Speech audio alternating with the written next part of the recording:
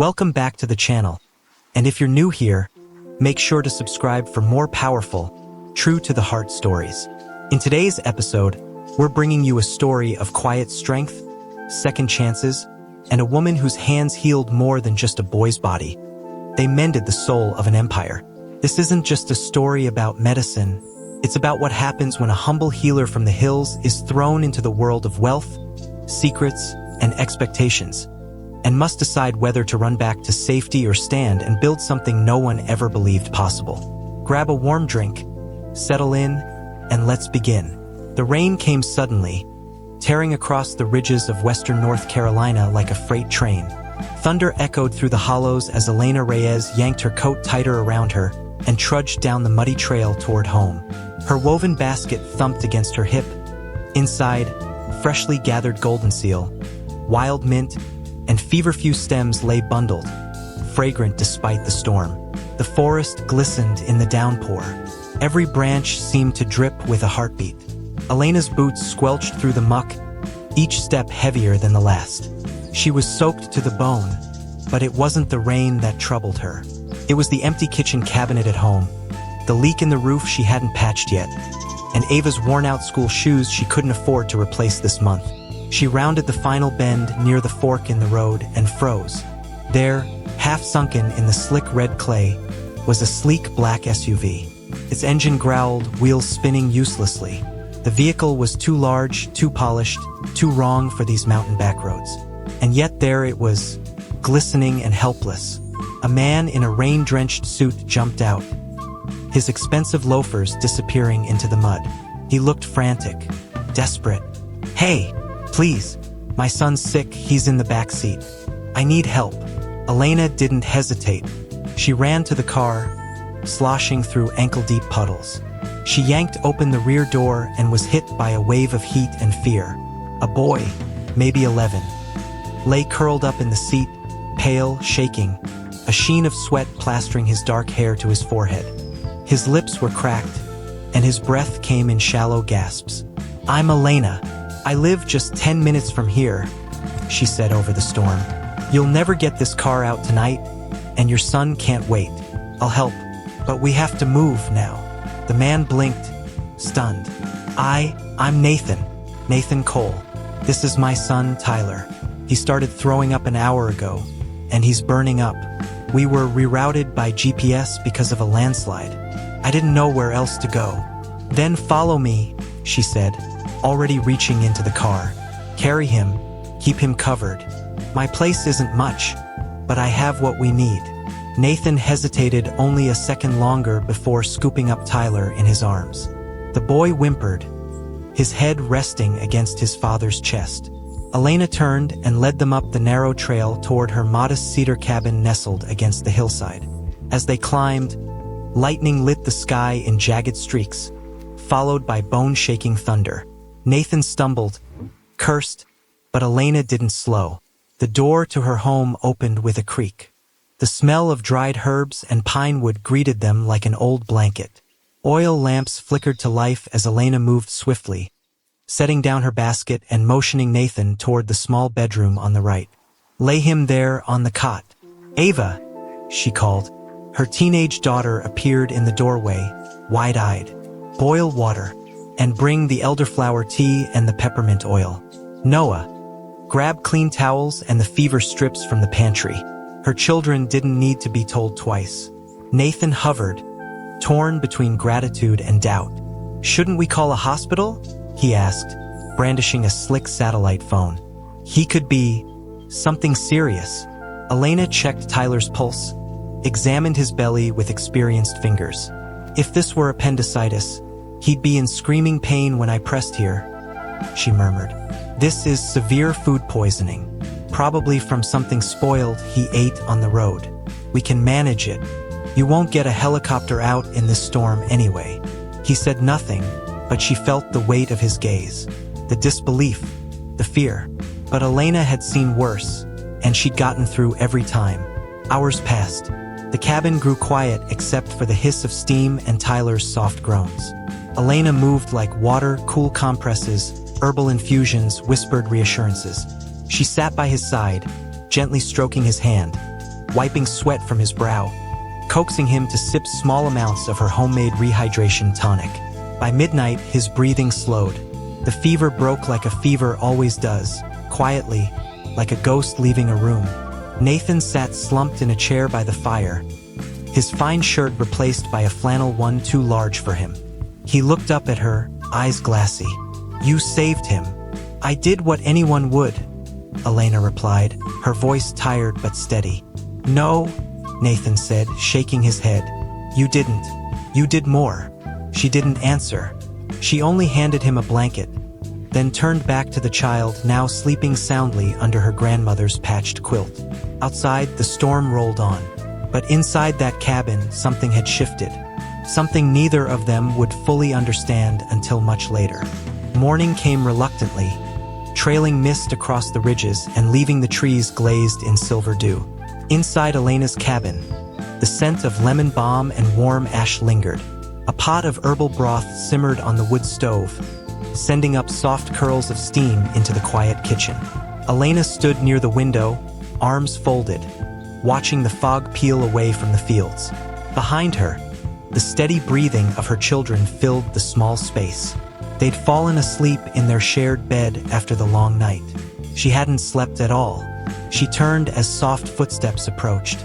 Nathan had stirred. His frame filled the hallway, a silhouette backlit by the soft gray light.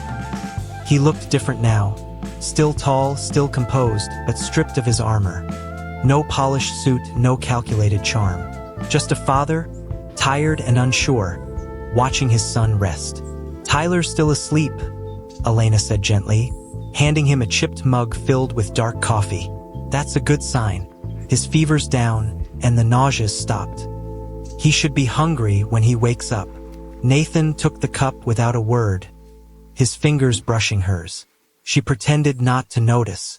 "You've done more than I could have asked," he finally said. "I don't know how to repay you."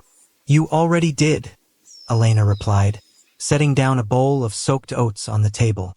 "You trusted me when it counted." Nathan's jaw flexed slightly, as if unused to being the one who needed help. "I'm not used to this, relying on strangers." She smiled faintly. "Most people in these parts aren't strangers long. You break down out here, someone will give you a lift, a meal, or a bed. Doesn't matter who you are." Nathan glanced around the room. His gaze lingered on the handmade curtains, the worn floorboards, the drying herbs strung above the window like garlands. Everything here spoke of resourcefulness, of survival. "Your kids, they're polite, capable. That's not easy," he said quietly. "They've had to grow up with less than most," she replied, "but never with less love." Nathan looked down at the steam curling from his mug. "You live a different kind of life," she nodded, "and I imagine yours is even more different." There was a pause, one heavy with unspoken truths. Finally, he cleared his throat. "When the road clears, we'll head back to Charlotte. There's a private clinic I want Tyler to visit, just for reassurance." "I understand," Elena said, not betraying the small pang in her chest. Of course they'd leave. They always did. "But..." Nathan looked up, his eyes searching hers. "I'd like you to come with us. You and your children." The silence between them shifted, stretched. "What?" "Just for a few weeks, to help with Tyler's recovery. He trusts you. He hasn't responded like this to anyone, not since his mother passed." Elena blinked. I'm not qualified. I don't have a degree. I'm not a nurse on paper, just in practice. I don't care about paper. I care about results. And trust." Elena hesitated, feeling the ground shift beneath her feet. Her home, her garden, the steady rhythm of this life. It had been enough, but lately just barely. Her roof leaked. Her car wouldn't survive another winter. And last week she'd skipped dinner, so the kids wouldn't notice the rice had run too low. "Why me?" she asked, her voice quieter now. Nathan didn't blink. "Because my son smiled for the first time in weeks. And because when I look at him now, I see a boy who feels safe. I haven't seen that in a long time." The air inside the cabin seemed to still. Elena didn't answer. She couldn't. Not yet. But that night, while her children lay sprawled across the floor under the big patchwork quilt. Elena stared at the beams above her bed and imagined a city she'd never seen, a world beyond the mountains, and she wondered just for a moment what it might mean to say yes. The next morning, the sky cleared with an eerie stillness, as if the storm had never touched the valley. Sunlight broke through the pines, and the gravel road glistened like a silver snake weaving through the hills. A borrowed duffel bag rested by the front door. Elena's hands trembled slightly as she zipped it shut.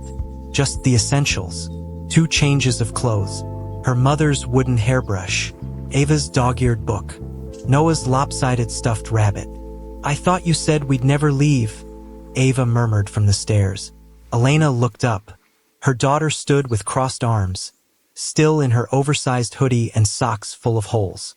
Her eyes weren't angry, just tired. "It's not forever," Elena said gently. "Just a few weeks, to help someone who needs us." Ava frowned. "And who's gonna help us, Mom?" Elena crouched, placing a hand on her daughter's arm. Maybe that's what this is. Maybe we're allowed to let someone help us, too." Outside, Nathan waited beside the now muddy SUV, freshly towed and cleaned by a local mechanic. He stood straighter than most men would in these parts, his posture hinting at boardrooms and polished speeches, but today his expression was simply human. No suits, no chauffeur, just a man in jeans and a borrowed thermal jacket, standing beside his still-recovering son. "Ready?" he asked, his tone careful, like he was afraid to scare her off. Elena nodded once. "We'll come, just for a few weeks." Nathan's face barely moved, but something about the set of his shoulders relaxed. Tyler, now sitting up in the back seat, waved shyly at Noah. The boys grinned at each other as Ava climbed into the car with wary eyes. The ride into the city stretched for hours, first through winding roads flanked by red barns and hay fields, then into long stretches of highway that grew steadily denser with cars and noise. The kids stared out the window as if watching a different world unravel before them. Elena sat quietly beside Tyler, her fingers twitching every time he shifted or coughed. "You can relax," Nathan said as they passed through the city limits. "He's getting stronger. I'll believe that when he's back to climbing trees," Elena replied, her lips curling into a faint smile. Finally, they turned into a gated drive lined with manicured hedges and fountains that didn't seem real. The Caldwell estate rose like something from a film. Arched windows, sprawling terraces, a driveway big enough for 3 buses. Elena's breath caught. She swallowed hard and gripped her children's hands. Inside, the house smelled like lavender and polish. Marble floors stretched in every direction, broken only by expensive rugs and curated artwork. A small group of uniformed staff lined up near the grand staircase, their expressions polite but curious. Nathan cleared his throat. "This is Elena Reyes. She's my guest, and her children too. I expect them to be treated as such." The butler blinked. A housekeeper stepped forward first, her warm brown eyes crinkling with a genuine smile. "Welcome," she said. "I'm Doreen. Your rooms are ready." As they followed her up the winding staircase, Elena felt the weight of her hiking boots echo against the marble. She felt like she was walking on someone else's floor, in someone else's dream. Their rooms were too beautiful, too quiet. Elena didn't know where to put her hands. Ava sat stiffly on the edge of a velvet armchair. Noah touched the gold doorknob as if it might bite him. Dinner was worse. A chandelier the size of a canoe hung above a long mahogany table. Platters of food stretched from end to end. Roast duck, creamy potatoes, lemon custards in glass cups. Elena ate little. She watched, measured, listened to the delicate clink of silverware and the silence of her own thoughts. Only later, when Tyler dragged Noah to his telescope room, yes, there was a telescope room, did something shift. Elena followed the boys upstairs and stepped into a quiet dome where the city lights faded against the stars. Tyler pointed up excitedly, naming constellations. "You see that one?" he whispered to Noah. "Mom used to call it the fisherman's hook. She said it could reel in wishes." Noah blinked. Did they ever come true? Tyler didn't answer, but his smile faded. Downstairs, Nathan joined Elena on the balcony overlooking the city. She leaned against the railing, arms crossed, trying not to let the wind ruffle her mask. "It's a lot, I know," he said. She gave a short breath. "I grew up on a back porch with a view of laundry lines. This is different." Nathan studied her. "I didn't bring you here to impress you." "Good, because that'd be a lost cause," she replied, smirking slightly. He chuckled. "I brought you here because my son sleeps better when you're near, and because somewhere along the way you became part of this." Elena turned to look at him. "I'm not part of this world. You're part of his," Nathan said softly. "And that's the one that matters." For a moment, neither of them spoke. The city buzzed below. The stars flickered above. And Elena wondered, not for the first time, whether she was walking towards something new or just deeper into someone else's shadow. 2 weeks passed. The kids adjusted faster than Elena expected. Noah became a permanent shadow beside Tyler, their bond blooming over board games, soccer in the garden, and whispered jokes about butlers and bidets. Ava, though slower to settle, began spending quiet hours in the house's sunroom library, her fingers trailing the spines of books she never thought she'd see outside a dream. Elena, on the other hand, floated through the days like a guest in her own life. She prepared Tyler's meals with care, infused his tea with herbs that calmed his stomach, and kept meticulous notes in a small leather notebook Nathan had insisted she take. She did the work. She did it well, but never too close, never too familiar. The staff watched her, sometimes with curiosity, sometimes with a strange kind of respect. Doreen, the housekeeper, grew warm. The groundskeeper shared tomatoes from his private greenhouse. Still, Elena felt it.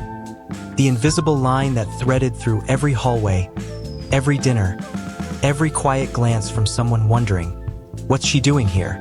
Nathan, to his credit, gave her space, but he also kept showing up. At breakfast, asking how she slept.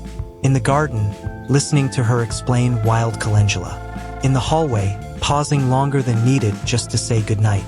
She never caught him staring, but she felt it. He never touched her, but his presence filled the air like perfume, warm, constant, impossible to ignore. One crisp evening, as golden leaves began to fall across the courtyard, Nathan appeared at her door. "You have a coat?" he asked. Elena blinked. "A coat?" He held up a wool one in a shade of dark green, simple and elegant. "You'll need it. Come walk with me." She hesitated, then nodded. She pulled it over her shoulders. It was soft, heavier than anything she owned, fit like it had been tailored to her body. They strolled through the garden. The wind tugged gently at the edges of the world. "Tyler seems lighter," Elena said after a while, "like something's lifted off him." "He is," Nathan said. "It's you." She shook her head. "It's the stability, the structure." He needed rest. He needed to feel seen. Nathan stopped walking. He turned to her, his voice low. "I see you too." Elena's heart jumped. Her breath caught before she could reel it in. "You see a nurse?" she replied, a little sharper than she meant to. "Someone useful. I see a woman who held my son's hand when I couldn't, who taught me what compassion looks like outside a clinical setting, who made this house feel like it could be lived in again." She looked away. "I'm not who you think I am. You're more." Elena didn't answer, couldn't. The words, the weight of them, brushed against something she had kept locked for years. Later that night, Ava curled up beside her in bed, clutching a book she hadn't put down in days. "Do you think he likes you?" Ava asked, her voice half whisper, half dream. Elena froze. "What, Mr. Cole?" "He looks at you like Dad never looked at anyone." Elena's lips parted. She wanted to laugh, to deflect, to scold, but she only whispered, "Sleep, baby," and turned off the lamp. But just as the house began to feel less like a museum and more like a home, the invitation arrived. A formal envelope, laid delicately beside Elena's breakfast plate. Caldwell Foundation Annual Gala. Formal attire required. She stared at it like it might explode. Doreen noticed. You should go, she said kindly. He wants you there. I'm not built for champagne and chandeliers. Doesn't matter. He doesn't need someone built for the room. He needs someone who makes the room warmer. Still, Elena didn't answer. But Ava, who had heard everything from the hallway, whispered as she passed, "You'll look beautiful in anything." The night of the gala, Carmen the stylist helped her into a simple navy dress with cap sleeves and soft embroidery near the waist. Elena's hair was pinned gently back. Her skin glowed from herbal oils and tension. When she stepped out, Ava gasped, eyes wide. "Mom, you look like a queen." Nathan was waiting downstairs. When he turned, he didn't speak right away. He just stared, like something in him unraveled quietly. "You don't have to be anyone else tonight," he said. "Just be who you've always been." But Elena knew, from the moment they entered that ballroom, that nothing would ever be simple again. Crystal lights glittered overhead. Waiters in tuxedos glided past with trays of smoked salmon and rose. Conversations hummed like bees behind closed teeth. The whispers began before she even crossed the marble threshold. "Is that her? Where did she come from? Isn't she that nurse from the hills?" And then Margot Cole, Nathan's mother, draped in ivory silk and quiet menace. Her smile sliced the air. "So," she said, eyes flicking over Elena like inventory, "this is your guest?" Nathan didn't flinch. "This is Elena Reyes. She saved your grandson's life." Margot's lips twitched. "I see." But Elena saw everything she needed to in that single glance. No matter how far she'd come, she would never be enough for this world. Not in their eyes.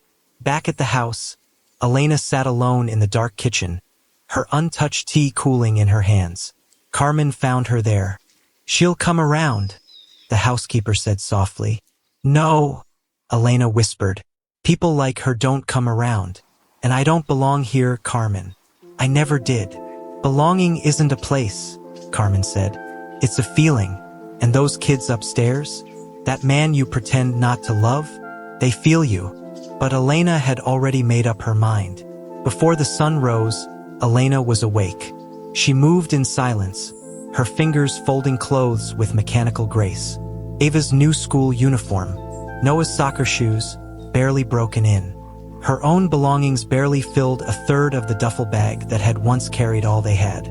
The house was still asleep, bathed in the soft, reluctant blue of early morning. She stood for a long time by the door, her hand on the knob, listening to the quiet rhythm of the place that had cradled her children for weeks. A place that had felt like a gift, until it reminded her of the walls she could never climb. She turned when she heard the soft shuffle of footsteps. Nathan stood at the bottom of the stairs, barefoot, his white shirt wrinkled from sleep, his eyes dark with confusion and something deeper, fear, maybe. "Elena?" he asked. She didn't speak at first, just reached for the bag and slung it over her shoulder. "We have to go." Nathan's jaw tightened. "Why? You know why." "No, I don't. You said you'd stay a few weeks." "They're over." His voice lowered, desperate now. "Is this about my mother?" She didn't say anything you weren't already thinking. "That's not fair." What's not fair is bringing someone into your world and letting them believe they could stay. Elena's voice cracked despite her resolve. Nathan stepped closer. "That's not what I did." "You didn't stop her, Nathan." The silence fell heavy between them. A hallway lined with portraits of people who had never known hunger, never knelt in the mud trying to fix a child's fever with herbs and hope. "I should have spoken up," he said, his voice raw. "I should have told every person in that room who you are to me. But you didn't," she whispered, and maybe that's what hurt most. Ava stood in the doorway, her backpack slung over one shoulder, her eyes red. "Do we have to?" she asked, her voice barely audible. Noah clung to the edge of the staircase, looking up at Elena like a question she couldn't answer. Even Tyler came into view, barefoot in flannel pajamas, rubbing sleep from his eyes. "Please don't go," he said softly. Elena knelt beside him and touched his cheek. "You're stronger now," she whispered. "You'll be okay." "But I don't want okay," Tyler said, tears building. "I want you." Nathan didn't stop her when she opened the door. He didn't beg, didn't follow, but his voice found her as she stepped outside. "Then tell me what I'm supposed to do to fix it." Elena paused, her hand tightening around the duffel strap. "You're a man who builds hospitals, Nathan. But what I needed last night wasn't a doctor or a clinic. I needed someone who would say, 'She's with me,' even when it cost him something." And with that, she walked away. Back in Willow Pines, the air smelled like wood smoke and damp pine. The floors creaked in familiar rhythms. The wind rattled the shutters with the same old complaints. Life picked up where it had left off. Elena cleaned the herb jars, taught Ava math under the dim kitchen light, helped Noah practice passing his soccer ball between piles of firewood. At night, she sat on the porch alone, staring at the stars and wondering what might have been if she'd been someone else. Someone more polished, more acceptable, less real. But reality was a stubborn companion, and it always brought its consequences. 2 weeks passed, and then, just before dawn on a Friday morning, a sleek black SUV rolled down her gravel drive once more. Elena was barefoot on the porch, coffee in hand, when the engine cut off. She didn't rise, didn't blink, just watched as Nathan stepped out alone. No suit, no entourage, no fanfare. He looked thinner, less certain. He carried a folder under one arm. "You left," he said, "and I didn't stop you." She sipped her coffee. "You don't need to say anything else." "Yes, I do," he replied. Nathan stepped closer, holding the folder like it was breakable. "I failed you that night, but I won't do it again." She said nothing. "This," he said, lifting the folder slightly, "is a proposal, not for charity, for partnership." Elena raised an eyebrow. "It's a plan for a mobile integrative care unit. Traditional remedies and modern care, side by side. Staffed by people like you. Run by people who've lived the lives of the people they serve." Elena blinked, slowly. "You said you didn't want to be just someone passing through my world," Nathan continued. "So let's build a new one. Together." She stared at him for a long moment, then set down her coffee, opened the door, and stepped aside. Autumn deepened, curling golden leaves into the edges of every sidewalk in Charlotte. And somewhere between the wind and the steel and the unexpected second chances, a blueprint began to take shape. Elena stood in the middle of a wide, unfinished space. Concrete floors, open beams, and promise. The windows weren't yet installed, but the vision was already clear. A mobile clinic hub where naturopaths and registered nurses worked side by side, where insurance forms weren't the first question, and where patients could drink ginger tea while waiting for an ultrasound. She was wearing her work boots again, and she wasn't the only one. "I never imagined this would feel so right," she murmured, running her hand along the freshly primed wall. Nathan smiled from across the room, clipboard in hand. "That's because it is." The tension that had once gripped him like a shadow was gone. He laughed more now, soft, unexpected chuckles. He listened more. He stopped checking his watch during conversations. They were building something from the ground up, together. The clinic was named Bridgeway, a word that came from a quiet conversation Elena had with Ava while baking cornbread. "It's not a hospital," Ava had said, "but it's a place people can cross over into hope." Elena had written it down that night in her notebook, just beneath the quote, "What heals the body must also heal the heart." By the time Bridgeway's first mobile unit rolled into a rural town 3 counties over, the story had already made headlines. The nurse who lived in the mountains and the CEO who needed her. Reporters called it an unlikely alliance. Investors called it visionary. But to Elena, it was just the result of listening to people, to the land, to the children who reminded her every day why healing mattered. Back at home, life settled into a new rhythm. Noah still tracked mud into the house. Ava still rolled her eyes at math.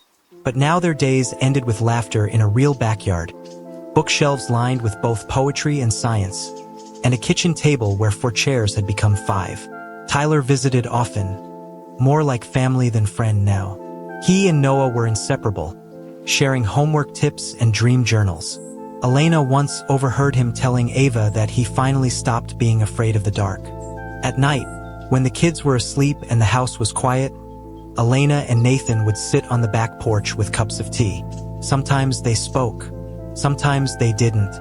Sometimes silence said everything. One evening, after a long day reviewing blueprints for their next rural site, Nathan stood at the edge of the porch, hands in his pockets. "Elena," he said, his voice low but steady, "I've built a lot of things in my life. Hospitals, empires, strategies." She looked up at him, brow furrowed but curious. "But this is the first thing I've built with soul." She stared at him, her pulse a quiet drumbeat in her ears. "And I don't want to keep building it without you." He turned, finally facing her fully. "Not as a partner, not as a co-director, as whatever you'll let me be." Elena's throat tightened. Her fingers trembled slightly against the rim of her teacup. She didn't answer right away. Instead, she reached for his hand and held it like she'd always meant to. The air smelled of fresh rain and late October. Inside the newly opened Bridgeway Mobile Clinic, a soft hum of life echoed through the space. Children's laughter from the waiting corner, the faint clink of ceramic teacups, a low conversation between a midwife and a diabetic farmer whose blood sugar had spiked after the harvest. Elena stood by the window watching it all. She didn't wear a lab coat. She wore her worn denim and a soft lavender scarf Ava had given her last week. Her name tag read, Elena Reyes, Director of Community Healing. It wasn't official, but it was honest.